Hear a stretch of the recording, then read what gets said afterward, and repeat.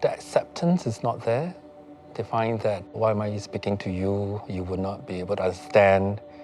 You're not pious, you're not chaste, you're not religious. So why are you here? And so we always look at the LGBTQ person from a point of deficit. Not good enough, not worthy enough, not Christian enough. It can be very painful because that is the least place in church that you expect that to happen. They want to worship. They want to be part of the ministries in church. They want to use their giftedness and talents because they hear Jesus call them to mission. They just want to belong. I'm just like you. I believe in the one and only God. I'm fearful of the Lord, and I'm also aware when kingdom comes, all of us will be judged. Even the moral codes of church are founded upon first and foremost the dignity of every single person. It's articulated right in the Catechism of the Catholic Church. A person who's homosexual, and if we look at it, then that whole group, LGBTQ, right? They are called to live a chaste life. The church recognizes that it is a struggle, it's not easy. The church invites them to live this life in union with Christ. But this church recognizes that because their struggles are great, any form of prejudice or discrimination or bias towards them is not to be encouraged by the church. That the church recognizes the dignity of them as people of God, made in His image and likeness. The first thing we want to do, of course, we want to be accepted, to be acknowledged as part of the parish and the church. They come to church because they recognize that they have a relationship with God.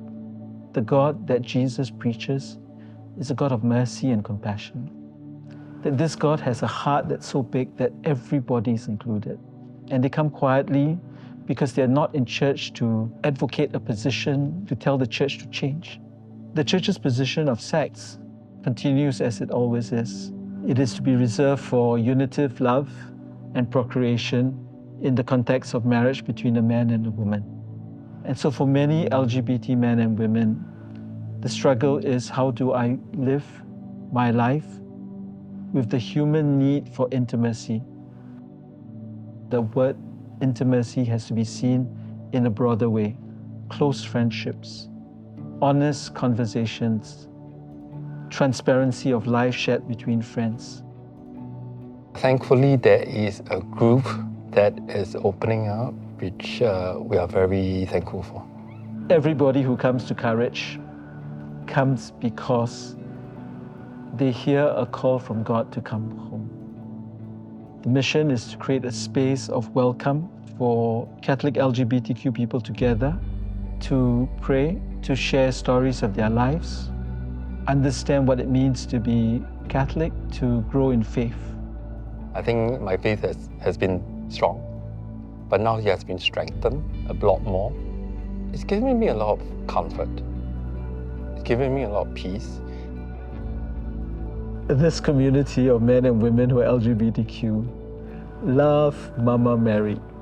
She is, what I would say in my own terms, a guiding lighthouse. To the extent that when I was lost, when I started praying, it's a guiding light back to the right path. And some of them come here to the shrine very regularly on Saturdays at different times to bring their own petitions and to pray. She brings us closer to the Lord. Regardless of the struggles and the judgment and the insults that she gets, she could still face them with courage. She's a model for me when it comes to being compassionate and her empathy and the strength.